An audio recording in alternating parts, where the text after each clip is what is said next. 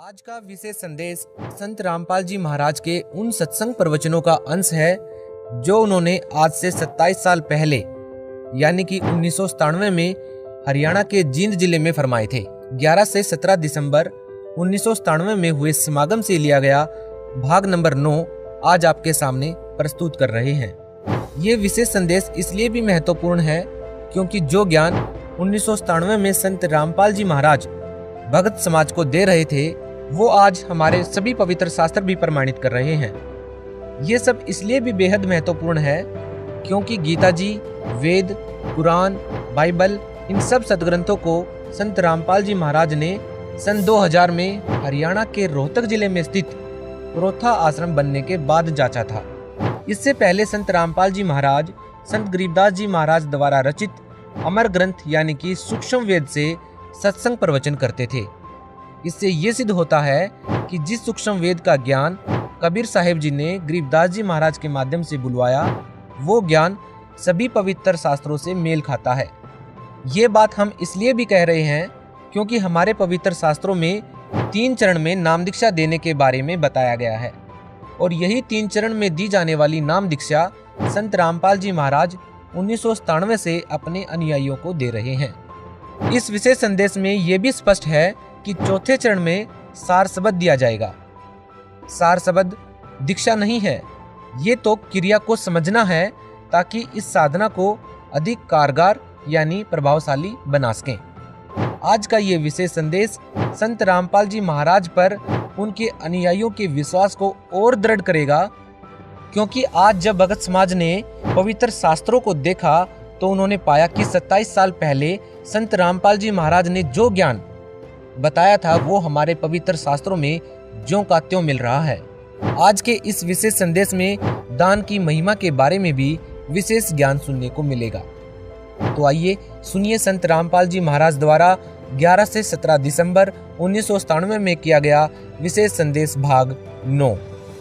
बंदी छोड़ सतपुरुष स्वरूप कबीर साहब तथा उन्हीं के अवतार बंदी छोड़ गरीबदास जी महाराज की अमृतमयी वाणी का खुलासा, सरलार्थ, भावार्थ व सारांश आज तीसरा दिन है सतगुरु की कृपा से। बंदी छोड़ की वाणी के अंदर वो रहस्य छुपा हुआ है जो कि आम भक्त आम संत के बस की बात नहीं कि इसमें से वो रहस्य को निकाल सके। उनकी अपनी कृपा जिस पर हो जाती है वही इस बात को ढूंढ सकता है कि सतगुरु महाराज इस वाणी के माध्यम से हमें क्या समझाना चाहते हैं। कथा कोई सुना रहे हैं और उसके अंदर समझा कोई और बात रहे। रामायण सुनाते हैं, महाभारत सुनाते हैं, इनकी इसमें इन्होंने आवश्यकता भी नहीं थी लेकिन फिर भी लिखनी पड़ी क्योंकि एक तो ये यथार्थता पैदा की हमारे मन के अंदर कि सतगुरु महाराज जो कह रहे हैं वो सत्य है क्योंकि आज से लाखों वर्ष पहले की रामायण ज्यों की तो उन शास्त्रों से मिलती है। जबकि गरीबदास महाराज कतई अनपढ़ थे, कोई शास्त्र का ज्ञान उन्होंने अक्षर ज्ञान नहीं था, वो पढ़े लिखे नहीं थे लेकिन वो परमात्मा थे, इस बात का उन्होंने सिद्ध किया।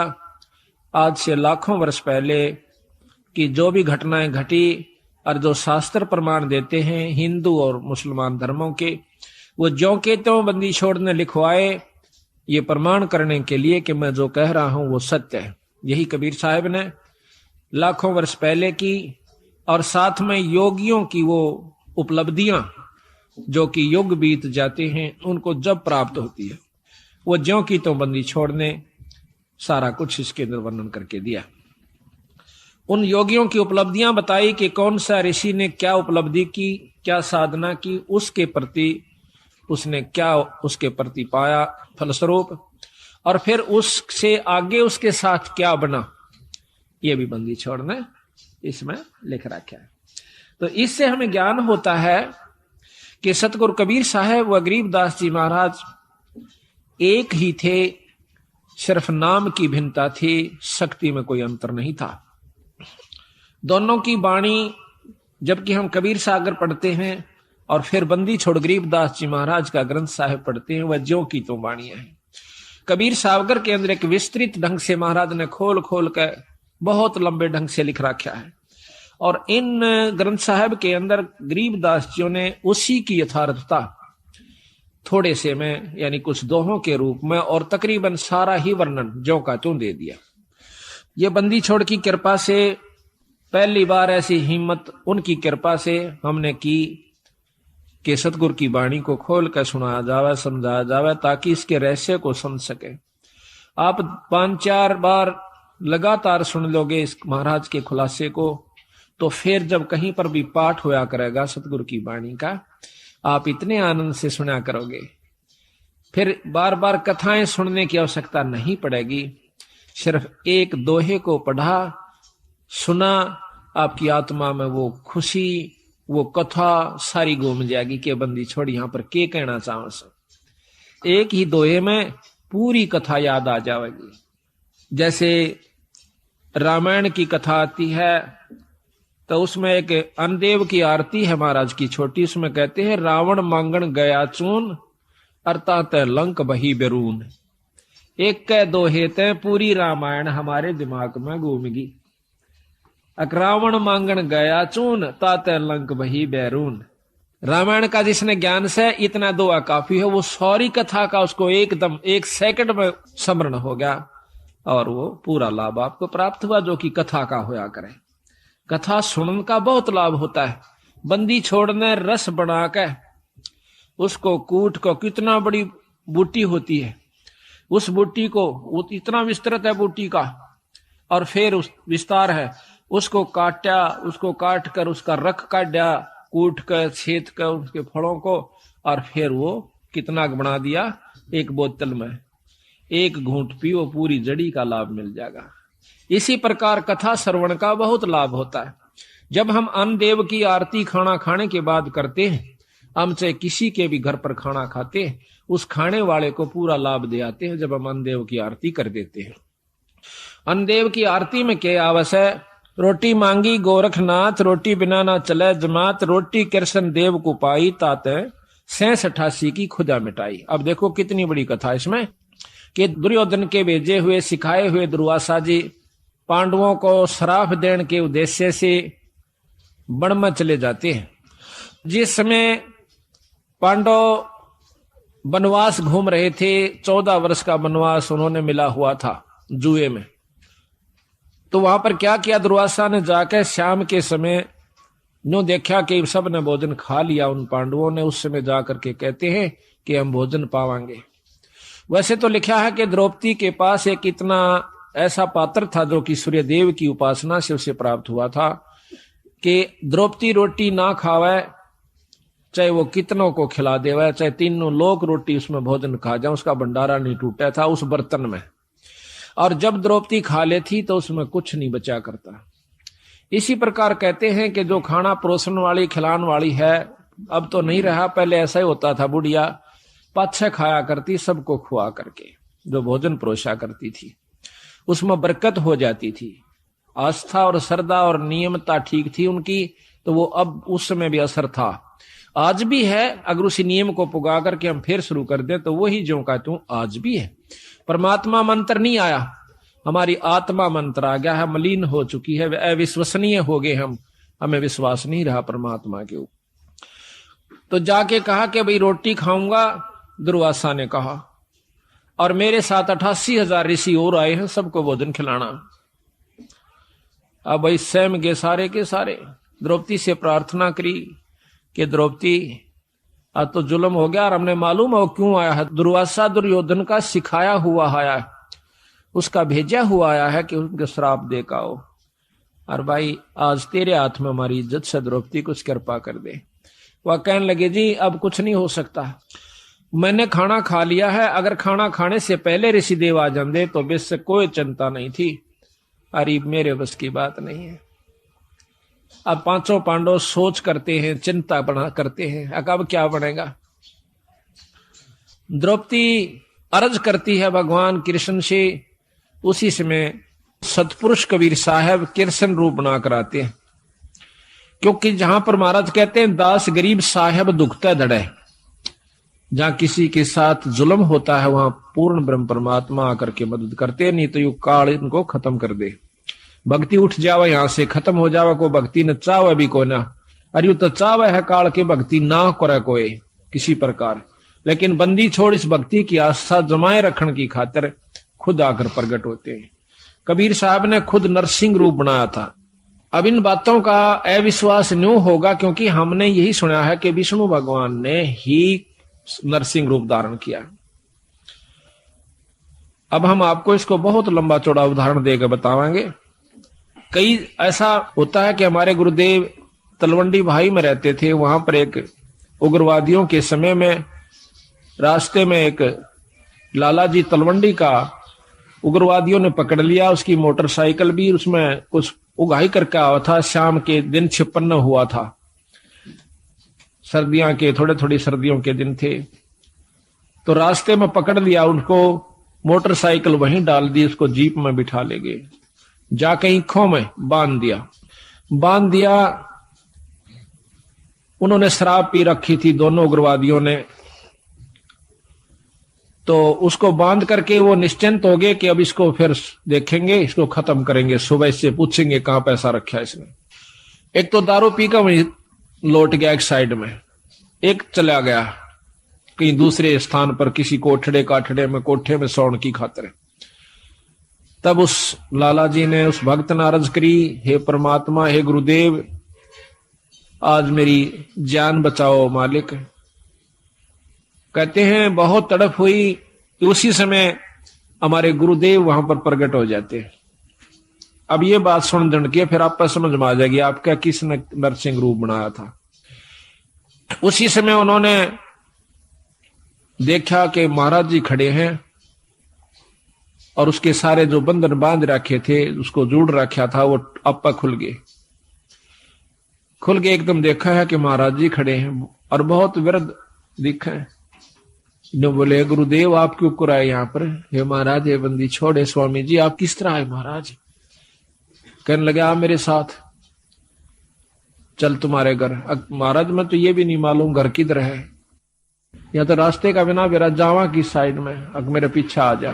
पीछे गारा में का, पानी में का, ईखों में का निकल कर और तलवंडी मंडी में आकर उनके घर के बाहर ने आगे छोड़ कर कहने लगे अपने घर में जा। रात के समय उनके घर वालों ने सब रिश्तेदारियों में टेलीफोन कर पूछ लिया कि वो कहाँ है। किसी ने नहीं बताया कि हमारे यहाँ कोई नहीं आया, वो तो नहीं आया। उसने समझ लिया कि वो खत्म हो चुका है, अब नहीं जीवेगा, क्योंकि शाम के समय कोई भी बाहर रह गया उसको मृत मान लिया जाता था। ऐसा खतरनाक समय चल रहा था पंजाब में। तो उसने आके कुआड़ खुटखुटाया। अब कुआड़ कौन खोले? वहां से 5 बजे मंडी में सारी में ताला लग जाया करता था, सब अपने अंदर घुस जाया करते थे। आवाज दी, घर वालों ने देखा कि आवाज तो आवाज अपने उसकी।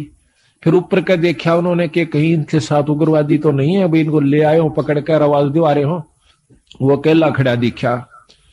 उसी समय भाग्य आए, पैर काले में कर 2 कुआड़ खोल दिया, एकदम ऊपर ले जाकर फिर बंद कर लिया। उनसे पूछा कि कहाँ थे? उसने बताया कि हम उग्रवादियों ने पकड़ लिया था मेरे को। फिर कैसे आए? कि गुरुजी अन छुटवाए।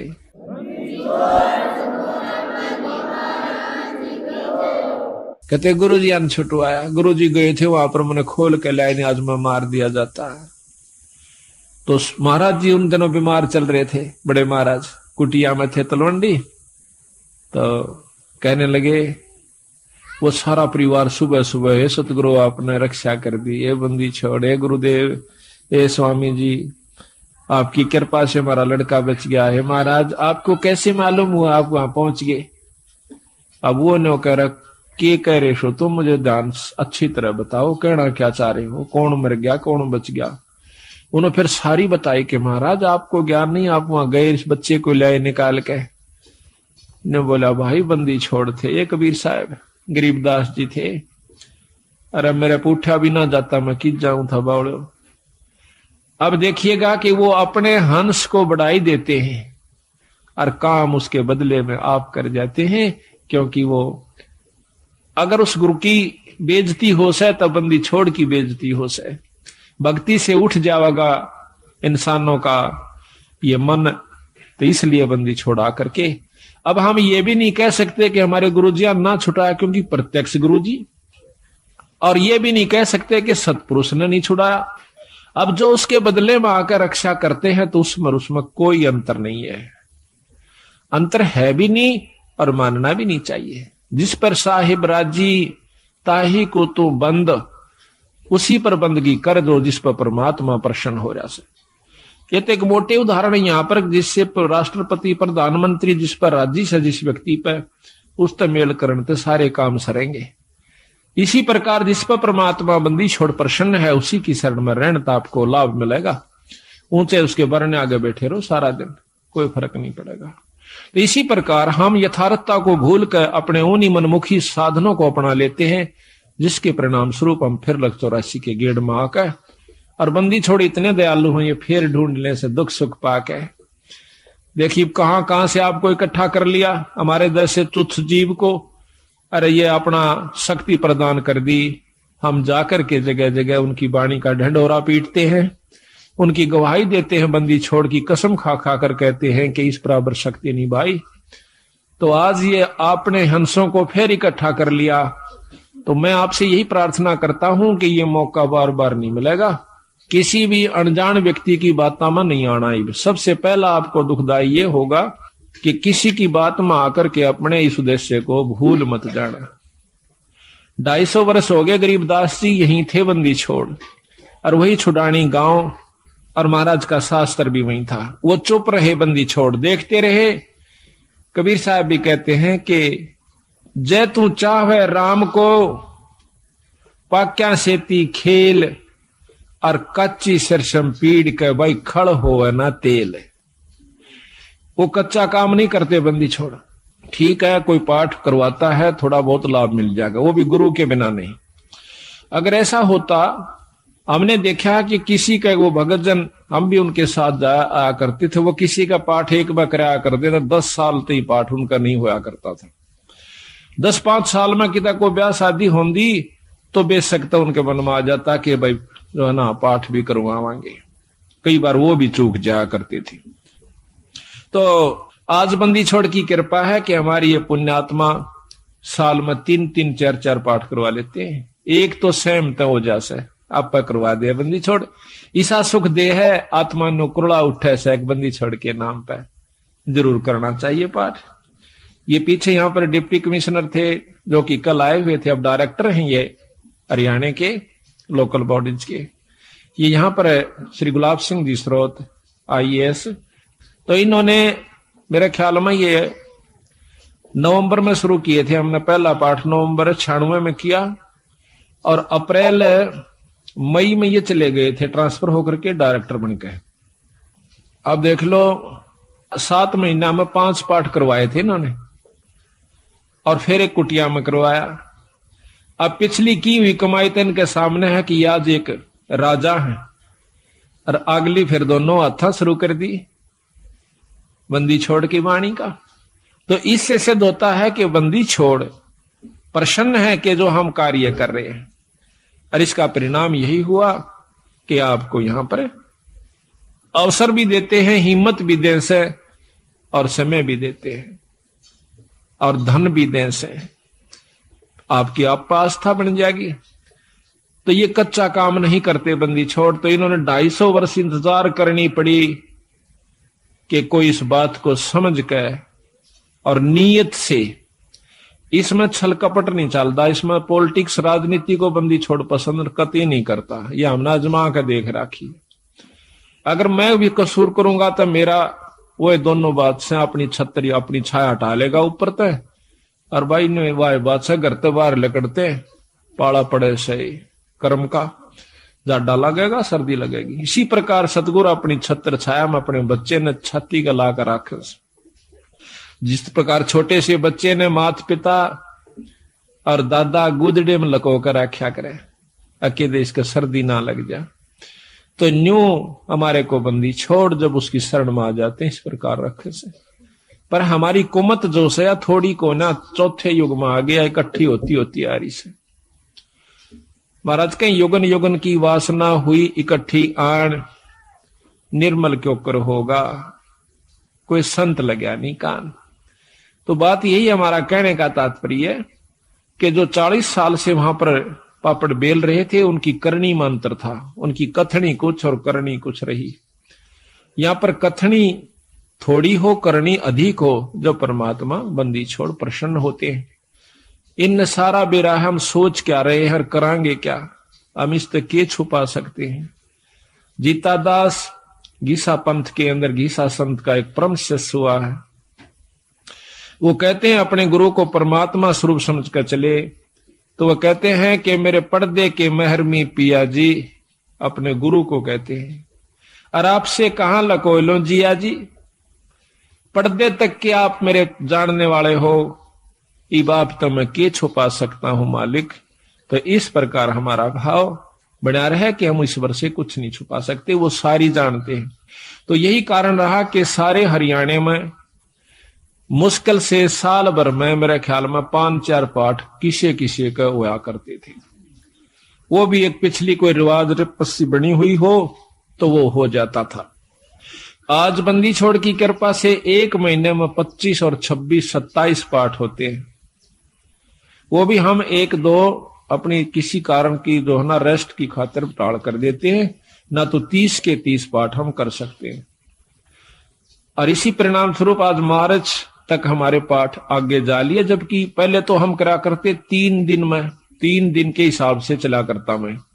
अब पाठ तो 3 दिन का ही होता है, लेकिन मैं सिर्फ एक रात्रि में जा सकता हूं, शाम को जान पाऊं सो मध्य के दिन शाम के समय। तो पाठ उसी दिन शुरू हो जाएगा, जैसे आज पाठ एक शुरू हुआ था, कल दूसरा हो जाएगा, परसों तीसरा हो जाएगा। पाठ रोज एक प्रकाश हो जाता है। इसके हिसाब से लाइयो के एक साल में 300 पाठ, 400 350 पाठ हो जाते हैं।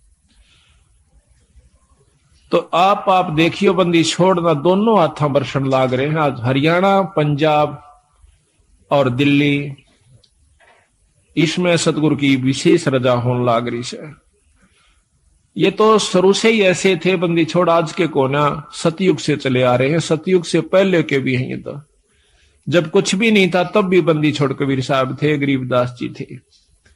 सतसुकृत नाम से सतयुग में आए, त्रेता में आए मुनिंदर नाम से, द्वापर में करुणामय नाम से, और कलयुग के अंदर बंदी छोड़ आज कबीर नाम से आए। अवतार तो इनके और भी होते रहेंगे, जैसे गरीबदास जी उन्हीं का अवतार थे, लेकिन महिमा कबीर साहब की रहेगी। एक नाम ही चलता है इनका, शक्तियां उनकी आती रहेंगी, नाम बदलते रहेंगे, समय समय पर आकर के अपनी हंसों को फिर इकट्ठा करते रहेंगे। हम तो बंदी छोड़ के नौकर हैं। जिस प्रकार एक कुबाड़िया होता है, सेठ साहूकार, वो कुबाड़ी का काम करता है। वो अपने नौकर को, जिसको वो 10-20 रुपए, 30-50 रुपए रोज के देता है, उसको क्या करा है, एक चुंबक दे से डोर का बांध कर, और वो उस चुंबक को ऐसे घिसराते चलते हैं, नो टेकते चलन से। उस चुंबक के साथ लोहे के कण जो कि रेत में रले हुए हों, उसका चिपक जाते हैं। और वो क्या करता है, वो नौकर उसको उतार के अपनी झोली में डाल लेता है, फिर चुंबक रखना शुरू कर देता है। शाम तक 10-20 किलो लोहा वो ला करके कुबाड़िए को दे देता है। इसी प्रकार बंदी छोड़ ने अपने नाम रूपी, वाणी रूपी चुंबक हमें दे रखा से। हम हर गांव में इसको टिका टिका कर देख रहे हैं। जो बंदी छोड़ के हंस यानी अनुकूल व्यक्ति हैं, जो अधिकारी जीव हैं, वो तो सतगुरु की बात सुनते चिपक जाते हैं। और जो कुबाड़ से, जो कि वो नहीं, उनके अनुकूल नहीं है सतगुरु का हंस, उसने हम 100 बार कहला जब भी नहीं हमारी बात सुन सकता। क्योंकि जिस प्रकार लोहे ने लकड़ी पर 100 बार रख ले और किसी चीज पर रख ले, वो नहीं पकड़ेगा। तो बंदी छोड़ के जो प्यारे हंस हैं, वो हर गांव से इकट्ठे होकर के, आज देख लो कहां कहां से आकर के, और 2.5-3 साल के अंदर अंदर बंदी छोड़ की कृपा से हजारों की तादाद में भक्तजन इकट्ठे हो गए। एक परिवार में शुरू हो से सारा परिवार बंदी छोड़ की शरण में आ जाता है। और अभी यही हो रहा है, इसकी विपरीत के एक व्यक्ति भी बिगड़ गया तो सारा परिवार का ही वही हाल हो जाएगा। तो सावधानी ज्यादा से इसमें, अपने अहंकार मानने खो कर रखे, माटी समझ ले, जैसे काल उदाहरण दिया था। तो इसी प्रकार दास भाव हमारे अंदर आ जाना चाहिए। तो कहने हम ये चाह रहे थे कि वो कृष्ण भगवान जब वहां पहुंचे बंदी छोड़ कृष्ण रूप बना करके जाते हैं। अब देखिएगा कि परम शक्ति जो है वो भगवान कृष्ण के भी साथ है कबीर साहब, भगवान विष्णु ब्रह्मा के साथ भी है, शंकर जी के साथ भी है, क्योंकि ये तीनों उनके शिष्य हैं। और हमारे तो वह बहुत अच्छी आत्मा है, परमात्मा इसलिए कहलाते हैं, उनमें दया भी ज्यादा है, वो सहनशील भी ज्यादा है। वो तीनों के तीनों ब्रह्मा विष्णु महेश भी बंदी छोड़ के शिष्य हैं। कहते हैं हमने ब्रह्मा को नाम दिया, ओम मंत्र दे रखा ब्रह्मा को, विष्णु को नाम दिया हरियम नाम विष्णु को दे रखा है, और शंकर भगवान को सोहम मंत्र दे रखा है सतगुरु ने, और वही मंत्र हम फिर उनके अनुसार भी जाप कर रहे हैं। तो उनका जो असली नाम है वो अभी इनको नहीं दिया, क्योंकि इन्हों में वो भाव उत्पन्न नहीं हुआ। तो बेशक हम पहला मंत्र देते हैं, वही परंपरा है। उस मंत्र के बाद फिर देखते हैं कि इसमें कुछ आस्था बढ़ी है तो हम सांस का सुमन दे देते हैं, और भी ज्यादा वो परख की जाती है कि इसमें कितनी आस्था बढ़ ली है। उसके बाद फिर उसको सार नाम दिया जाता है। आस्था के साथ उसकी कमाई देखी जाती है, कमाई का नारा पता लग जाए हमने कि इसमें कमाई है कि नहीं है, इतना बंदी छोड़ने शीशा दे रखा है तो उसको सार नाम दिया जाता है। उसको वैसे नहीं दे हम, चाहे कितना प्यारा हो, चाहे काली मान हो, चाहे राजीर हो, वो उसकी इच्छा। तो इसी प्रकार सतगुरु महाराज ने कहा कि नाम के बाद फिर शब्द दिया जाता है, सार शब्द। वो तो बहुत ही कति नो ताक है और परख के जमा घिस निकल ले है जीव की, जब दी जाती है। पर बंदी छोड़ने बता देंगे कब ये अधिकारी हो चुका है। तो वो तीनों के तीनों भी बंदी छोड़ के अंश है। यानी महाराज कहे हैं कि सतगुरु ताना तनिया, गरीबदास जी कहें सतगुरु ने ताना तनिया और तीनों बे राछ रछीड़ा है। राछ रछीड़ा ये ताणी बनाने के वस्तु ने सामान ने राछ का आकर रछीड़ा का आकर कि ये जो तीनों ब्रह्मा विष्णु महेश के द्वारा यह सृष्टि यहाँ की रचवाई है, और ये तीनों राछ रछीड़ा है। यानी एक तो बनावस है, एक पालन पोषण करता है और एक संहार करता है। ये तीनों राछ रछीड़ा है, सतगुरु के हैं। तो यहां पर भगवान कृष्ण के रूप में सतगुरु महाराज आते हैं और आके कृष्ण भगवान पूछे है, क्योंकि अब कृष्ण का ही रोल चलेगा। अब जैसे ऊपर से हुक्म आया, एसपी नहीं जाना है तो वहां एसपी ही जाएगा। दूसरे मोटे अक्षर में यही समझ लो कि हुक्म प्रधानमंत्री का है या मुख्यमंत्री का है, लेकिन उस मौके पर एसपी जाएगा, वो अपना कार्य वहां पर पूरा कर रहा है। तो वो कार्य उसी के जिम्मे से, उसी के द्वारा ही करवाया जाएगा। प्रधानमंत्री आकर एसपी वाला काम नहीं करेगा, उसमें अपनी शक्ति भेज देगा। हुक्म शक्ति है, जाइए आप वहां पर ये काम कर दीजिए। फिर उसने केटाल से वो जो चाहो अपना नियम अनुसार कर देगा। तो यहां पर सतगुरु महाराज के हुक्म से समझो या उनका स्वरूप समझो, वही खुद आ जाते हैं, प्रकट हो जाते हैं। वहां भी कृष्ण बैठा है और वहां भी प्रकट हो गए कृष्ण जी के रूप में, जैसे अभी गुरु जियों का उदाहरण मैंने आपको दिया था। तो आकर के द्रौपदी कहती है भगवान बहुत दुखी हो गए। क्या बात है भाई कि दुर्वासा 88,000 ऋषि लेकर आ गया भगवान और हमें श्राप देना चाहता है। तो भगवान कृष्ण भी कहते हैं कि पहले मुझे भोग लगवाओ द्रौपदी, भोजन पवाओ, खवाओ, जब मैं जा करके आपको कोई सहयोग दे सकता हूं। अब वो कहने लगी महाराज रोटी का ही रोला है, क्योंकि मेरे पास एक पात्र है सूर्यदेव का दिया हुआ। अगर मैं भोजन नहीं खाती तो इतने तो मैं कितने ही आ जाओ मैं भोजन दे सकती हूं, लेकिन मैं भोजन खा चुकी हूं, अब मैं असमर्थ हूं, उसमें कुछ नहीं बचा है। कृपा हमारी दुविधा को, हमारी मुसीबत को दूर करो मालिक। कहने लगा द्रौपदी ढूंढ कोई भोजन का किरका, प्रथम करूं आहार फिर मेटू मुनिजन की तरखा। पहले मैं आहार करूंगा, भोजन करूंगा। कहते हैं जब है द्रौपदी पात्र दिखलाया तो उसमें एक साग का पत्ता लगा हुआ था उस पात्र में, उस बर्तन में। तो घोल पिया जगदीश वहां मुनिजन अफराया। उसको घोल के नोबल इसमें पानी गाल के हर लिया, थोड़ा थोड़ा तरतरा सा, एक साग का पत्ता लगा हुआ हरे साग का, उसको पी गए। कहते वहां पीते ही और वहां पर मुनिजन अफरा दिए, 88,000 छिका दिए, इन्हें पेट पाटन न हो गया। भीम को कहा कि जाओ उनको बुला के लाओ कि आओ भोजन कर लो ऋषि देव। तब जाता है भीम, वहां देखे हैं कि ऋषि जी जड़ करड़े छकरे हों और लोटन लाग रहे से, नो मरोड़े मारे से, क्यों करे हजम हो जा, घना खा लिया। तो जाके भीमसेन कहते हैं कि चलो ऋषिदेव भोजन तैयार से, जो जो आपने कहा था वही भोजन बनवाया है। के कहा था कि आज के बोए आम अंगूरा, काम धेनु का दूध कपूरा, आज के बोए धान मंगाओ और मान सरोवर का जल लाओ। मतलब ना उनकी चीज आज बो है, आज आम लागे और जब मैं खाऊं। ऋषि बोले आए थे ना कुबद करण खातिर, उन्हें कौन सा भोजन खाना था। तो ने बोले जी चलो सारा सौदा तैयार हो रहा। ऋषि जी ने बोले भाई भीमसेन, हम तक कति छक लिए, कति गुंजाइश नहीं रह रही, कोई रोटियां का नाम ले है ना, बल्कि उल्टी पड़ना हो जाए, इतने करड़े छिक रहे हम तो कहने लगा महाराज भोजन तैयार से। अब तुम्हारे कौन आया है? वो कहने लगा जी हमारा भगवान कृष्ण आए। तो ने बोला हम तो छिक लिए और भगवान करे थारे दुश्मन मरियो, आशीर्वाद दे दिया, आया था शराब देन और दिवा दिया आशीर्वाद। कहने लगा भगवान करे थारे दुश्मन मरियो, दुश्मन उनके कौरव। महाराज कहते हैं दुर्वासा के शराब की लगी अपूठी लात, उल्टी लात कौरुआ कह लागी।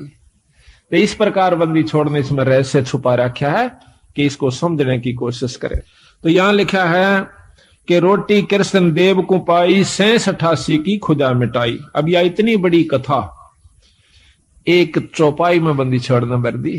अब आपने ज्ञान हुआ, जब भी इस वाणी को सुनोगे, पढ़ोगे इस आरती को, जब वो पूरी कथा घूम जाएगी, तो पूरी कथा का आप समझिए कि इस एक आरती को गा देने से ये इतनी कथा आपने कर दी उस घर में जिसमें आप रोटी खा खाते हो। ये इतनी कथा आपने कर दी, इन कथाओं का फल उनको मिलेगा, आपकी करनी में तो कोई कमी नहीं होगी। आपने इन कथाओं के बदले एक टूक खा लिया उनका। बाकी भजन सुमरण आप कर रहे हो, आपका कति नहीं बिगड़ा, जो का तू बना रहेगा। कितना गजब बंदी छोड़ने रहस्य डाला है कि इस कलयुग में बच सकते हो तो न्यों बच सकते हो। तो यहां कहते हैं अब संत किसे कहते हैं? जो संत वही है, चाहे बच्चा है चाहे बड्डा है। संत वही है जो इन क्रियाओं को अपनाकर ठीक ढंग से नियम से चले, वो संत है। और इन भक्तों को जो ये आरती करते हैं, खाना खाकर आरती जरूर करनी चाहिए, चाहे मन मन में कर दिए चाहे बोल कर लिए। आपके ऊपर कोई उस घर में जिसमें आप खाना खाते हो, कोई आपके ऊपर उसका ऋण नहीं चढ़ेगा। और इसके कर देने से उनको उन कथाओं का लाभ पूरा मिलेगा। देख कितने ढंग से बंदी छोड़ की कृपा हमारे ऊपर। इसको घोर कलयुग में एक कथा को करण की खातिर 30 दिन लगा करते पंडित जी। 30 दिन में भोग लगा करता, 41 दिन में भोग लगा करता था उस एक कथा का। रामायण शुरू कर देते तो रामायण बढ़ा कर चढ़ा कर कितनी कह लो उसने। और ये बंदी छोड़ 15 कथा एक ही अनदेव की आरती में उस घर में रोज में 2 कर देते हैं। 3 बार खाना खाते, 3 बार ही करते हैं। तो यहां लिखा है कि तंदुल विपर को दिए देख, रची सुदामा पुरी अलेख।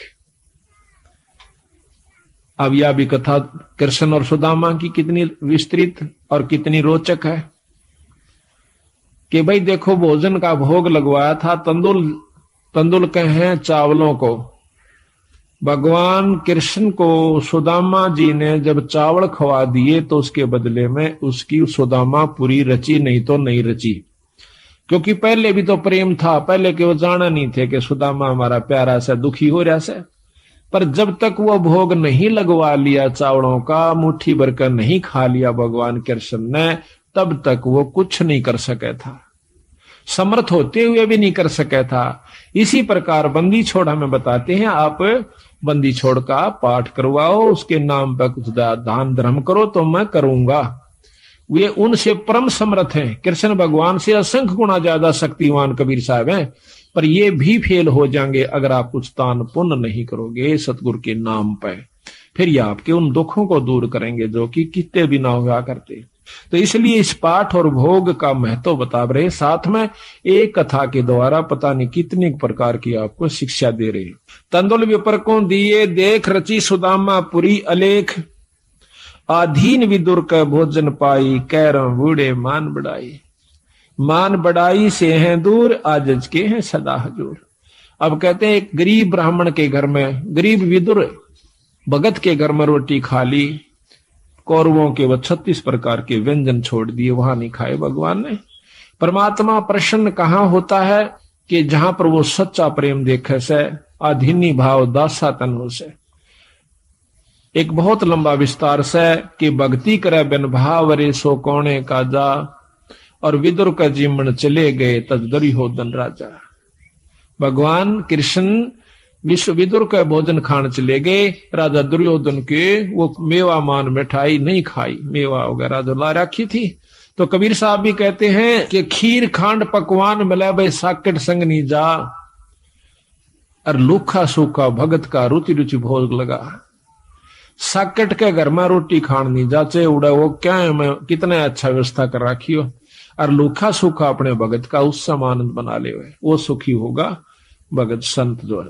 तो कहते हैं थाल नहीं था विदुर का धनी जी में दौड़ा, और व्यंजन 36 छोड़ के पाया साग अलूना, अनूना जिसमें नून नहीं था नमक नहीं था, और वो हरा साग खा के बंदी छोड़ने, यानी भगवान कृष्ण ने खुशी मनाई।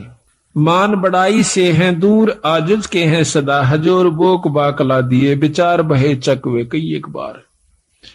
बोक बाकला बाकड़ी बना, एक बार अकाल पड़ गया था बहुत भयंकर, अन्न खत्म हुआ। एक राजा ने अपनी नगरी में, कई नगरियों में, जगह जगह पर बड़े बड़े शहरों में बाकड़ी बनवा दिया करते दो समय। उनका समय फिक्स कर रखा था कि इस समय से इस समय तक बाकड़ी एक बुगटा बूक, यानी एक बूक नो गाल दिया करते थे, जोड़ी में गलवा के उसको खाओ अपना, दूसरी नहीं मिला करती उसको। और समय फिक्स था कि इतने समय के दौरान कोई आ गया तो ठीक से फिर नहीं होगा। तो वहां भंडारे पर एक भक्त गया, उसने देखा कि भूख उसका गाल दी, फिर देखा उसमें कढ़ाई में कि खत्म हो चुका है, 2-4 का रह रहा सर, 5-7 मेरे पीछे थे। तो 5-7 के हिसाब से उन्होंने थोड़ा थोड़ा करके उनको बांट दिया और कह दिया भाई भंडारा ही बंद हो गया।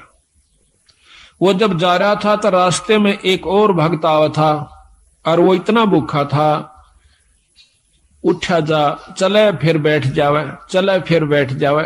उसको मालूम था कि यहां भंडारा चला हुआ है। तो वो जो आखिरी लेकर आया था, उसने देखा कि भंडारा खत्म हो चुका और बंद हो चुका। उससे वो पूछ बैठता है, जो बेचारा चल भी नहीं सके था, भंडारे की तरफ जा रहा था, कहने लगा भाई भंडारा चल रहा से? उन्होंने बोला भाई बंद हो लिया। वो कति एकदम अगर ले भाई आज तो रात पूरी हो नहीं सकती, आज तो मर जाऊंगा, एकदम हक्का सा मान कर पड़ गया। उन्होंने बोला भाई न्यू ना करे, ले मेरे दौरे से तू ये ले ले।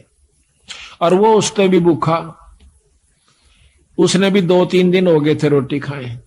उस भूखे का गवा अपनी भूख यानी वो बाकड़ी कर दी, ले ले ले। वो तो इतना भूखा मरे था कि एकदम सारा ने मुंह उठा के हटाया कौन, उससे के आंजड़े में फटाफट सारा में खा गया। और वो देखता रहा, छक लेने दे, देखी जाएगी अपनी तो जो बनेगी। उसकी जान बचा दी, वो अपना पड़ गया। सुबह फिर आंख खुली, अपना रोटी खा कर जान बचाई। कहते हैं उस एक भूख बाकड़ा ने उसकी जीवन दान दे दिया उस दूसरे को जो कि मरे था कतई, और आप भी बहुत भूखा था, अपनी परवाह नहीं करी। तो उसके बदले में वो जिसने भूख बाकड़ी दी थी उस दूसरे भूखे को, जिसकी जान बचाई थी, उसके बदले में वो व्यक्ति कई बार चक्रवर्ती राजा हुआ। एक भूख बाकड़ी देने तय पर इसी व्यवस्था में देवा जो कि आप भी मरण न हो रहा था, पर उसकी जान ज्यादा बेहतर समझी। बच्चे देखी जागे हमने तो बेचारा जब इस पे उठा जाता ना बैठा जाता। तो कहते हैं उसके बदले में कई बार चक्रवर्ती राजा हुआ उस दान के बदले। तो यहां बंदी छोड़ कहते हैं कि बूक बाकला दिए विचार और बहे चकवे कई एक बार। अब एक वाणी में इतनी गहराई छपी हुई है कि कई बार चक्रवर्ती राजा वो बना। बिठल होकर रोटी पाई नाम देव की कला बधाई। ये बिठल होकर के भगवान ने जो ना विष्णु भगवान ने नामदेव का दूध पी लिया था, रोटी खा ली थी। महाराज कहने लगे भाई रोटी चौपड़ कौन राखी, कुत्ता लेकर बांध लिया, नामदेव रोटी खा था, कुत्ता बनकर आ गया। और उसने बिठल भगवान दिखे, लोगा ने कुत्ता दिखे, छालना पकड़े जा। नामदेव कह भाई महाराज जी ये तो बिना चौपड़ी से थोड़ा चौपड़ लो लो, घी लेकर गिलड़ी पाछो पाछो बाज जा। और नो कहे अच्छा बावड़ा भगत जी, कुत्ते नो कहे महाराज जी, और कुत्ता रोटी खाए जा। कुत्ता डट गया, रोटी चौपड़ी, दोनों ने रोटी इकट्ठी खाई। लोग नो कहे कुत्ता गेल रोटी खावे, उनने कुत्ता दिखे और उसको भगवान नजर आवे विठल रूप में। विठल भगवान एक विशेष मूर्ति है वहां पर, इसमें महाराष्ट्र के अंदर है। तो वहां विठल भगवान के नाम से जैसे वहां पर कृष्ण की मूर्ति है, वहां पर विठल की मूर्ति बना करके वो लोग पूजते हैं। तो कहते हैं विठल होकर रोटी पाई नाम देव की कला बधाई। धना भगत को दिया बीज जाका खेत ने पाया रीछ। धना भगत जी ने बीज बांट दिया था, बीज। अब देखो कहने तो हम भी कहें सर, आप भी कह दोगे धन्ना भगत ने देख बेचारे ने बीज दे दिया था, पर बीज का बांटना कोई बड़ कहां खेल नहीं से। कह तो देना आसान, हम भी कथा सुना दें सा, पर करके देखा इस काम ने जब पता चला, फिर उसके बदले में प्रतिक्रिया देखियो भगवान की, उस परमात्मा की। अब हम तो लाख रुपया में तभी 2000 दिन 6 बस सोचेंगे देवा कि ना देवा, और कथा कहें और सुने और सुनावा, चलो कोई नहीं, सुनते ज्ञान होगा, विश्वास भी होगा। धन्ना भगत जावा था, कई साल में तो बारिश हुई, पहले इसी बारिश हुआ करती कभी कभी। उसकी घरवाली ने कहा कि लो जी भगत जी ये ज्वार बोया, और जालन लग गया ना, वो लेकर ज्वार दड़ी पक्की, जो बोली देखे कहते इन्हें किधर राम बांट जा, तो इसने बोया, ये नहीं बालक भूखे मर जाएंगे, राम भी मुश्किल तो बारिश हुई से। वो बोला ना बो क्या आऊंगा। उसने जाकर के रास्ते में जावा था, बंदी छोड़। अब यहां फिर वही रहस्य आता है, जहां जिसको उबारना है बंदी छोड़ बिना कोई उबर नहीं सके। आपको 100 प्रमाण दूंगा ऐसे ऐसे, और प्रमाणित करके दिखाऊंगा, दिखाएंगे बंदी छोड़ की वाणी को कि कबीर साहब आते हैं जब तत् बग जा सजीव का, नई काल की फिर दुर्गति कर देता है इन जीवों की। एक बार भक्ति करा दे, तीसरे में लूट ले, दूसरे में, चौथे में कुत्ता बना के छोड़ दे, चल भाई गो, फिर आज ये कभी भक्ति करने दिल करे तो वहां पर सतगुरु महाराज 4-5 साधुओं के साथ साधारण से भगत रूप में, और आप भी राम राम राम राम करते हुए जान लाग रहे। और राम राम का उच्चारण सुना तो धन्ना भगत ने देखा भगत जी यहां से, भगत जी हो राम राम भगत जी हो। वो खड़े हो गए, वो तो आ ही रहे थे बंदी छोड़ी सी कृपा करने की खातिर। कहने लगे कहां से आए हो? अग भाई 3 दिन हो गए रोटी नहीं मिल रही, मरण से भूखे। कितना आए सा भगत जी, कित जावा थे हमने, कोई इस राजस्थान में पानी पियाने वाला भी नहीं मिलता, रोटी तो दूर की बात। और पहले ऐसा ही होता था, टूक नहीं मिला करता था बागड़ी एरिया में, आदमी ने रोटी नहीं दिया करता, अपनी बांध के ले जाया करते थे, सब जगह था वहां के। जो बोला भगत जी हम तो मरण न हो रहे, संकती अगर तो शाम पूरी नहीं हो आज, हमारे प्राण लिकट जाएंगे। 3 दिन हो गए रोटी नहीं मिली है। तो वो कहने लगा भगत महाराज जी मेरे पास तो ये ज्वार से थोड़ी सी या खा देख लो महाराज। अकेला भाई ज्वार दे दे भगत जी, हम तो मरे से भूखे। बैठ के 4.5 ने किलो ज्वार फटाफट खा गए। उसकी आंखें आ गया, भूखा मर्दा करा के खा जा कुट, कहते हैं बाढ़ कूट के खाई लोगों ने, बोधी बाढ़ को कूट के जब पेट भरा, नितांत काट दे आपस में एक दूसरे में खत्म हो जाते। तो ज्वार खा के दन्ना बैठा खुशी से खवा का भी मन में नहीं आई, इतना ज्वार खवा दी बगर के कहेंगे। अगबोण की कही थी बो दिया, भगत अपने हिसाब से बोए हैं और जगत अपने हिसाब से बोए है। आ गया वापस, काकर कट्ठी करी, खेत में भगा दी और काट दिए मोटे मोटे है। जाइए गराड़ी ने बोली के बोया, अग बोया। अब झूठ भी नहीं, वो अपने हिसाब तो बो का आया से, जगत अपने हिसाब तो बोया था। धर्म भी बोना होता है, असली बोना तो यूं सजो कि हम धर्म पर लगाते हैं। अब महीने 2 महीना के बाद देखे हैं लोगों का तो ज्वार हो रही गोडा गोडा, यानी 3 तो 2-2.5 फुट, और भगत जी का जा मेरी बेल, और उसमें से मोटे मोटे तुम्बे जिसके अखतारे बनते हैं। पड़ोसन ने आके बताया, आए थारा तो बेल जामरी से ज्वार को ना अकना, ज्वार का पेड़ा भी कौन, उसमें वर्क एक भी पौधा को नहीं। अब उसके तजमा गोडे तक गए टूट, किसने खा ली मत, ये भगत जी ने करा नाश, ये भी कितना कर का जरूर है। उस तो उड़ा नहीं बोली, क्यों रोज की रोज माथा मारा इसकी गेला, अपना देख का आऊंगी। खेत में जाती है, देखा सा वह बात, इसे मोटे मोटे तुम्बे लाग रहे, उसका एक बात कसूता काम हो गया। पारा शिखर में बहुत काली मानी, जुल्म कर दिया इसने, तो दुनिया के ज्वार खड़ी और देख मारा ये। वह लेकर एक तुम्बा करना आगी, आका अपने पति यानी भगत धन्ना के ऊपर बहुत क्रोधित सा होकर कहने लगी कि ज्वार बोई थी, कहां बोई थी, अगर झूठे ये देखिए मतीरे लाग रहे, ये बालक तन्ने खाएंगे कि न्यू कह उसके शर्मा मारा, शर तो गया बचाओ, धरती पर लग गया, फूट गया, 2 टूक होते, उसमें धड़ी पक्की ज्वार निकली।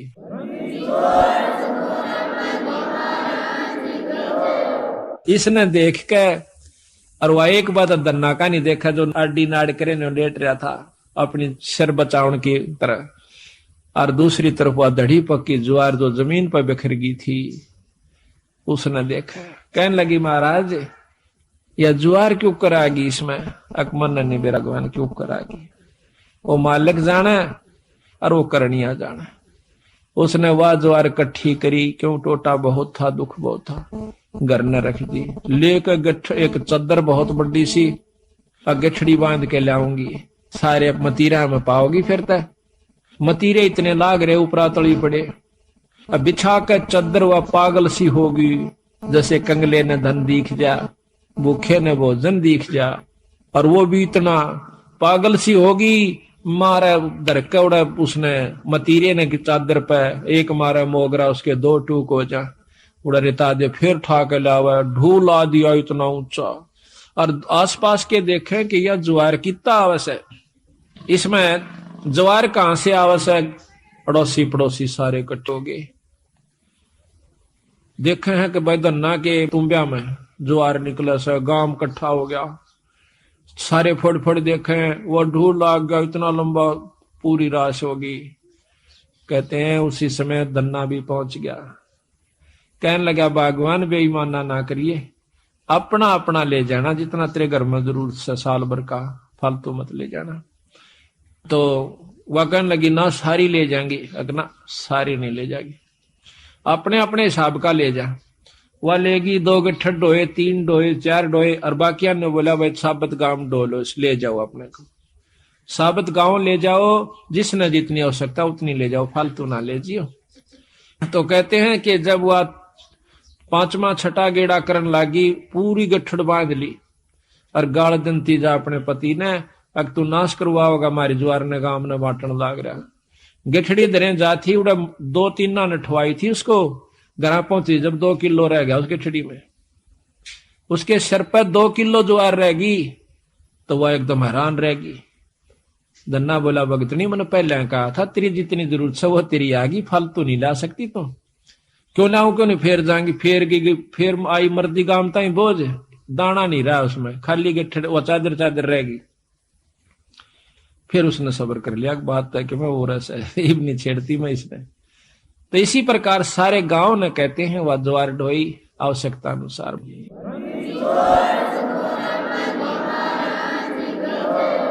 तो इसी प्रकार कहते धन्ना भगत को दिया बीज, जाका खेत न पाया रीज।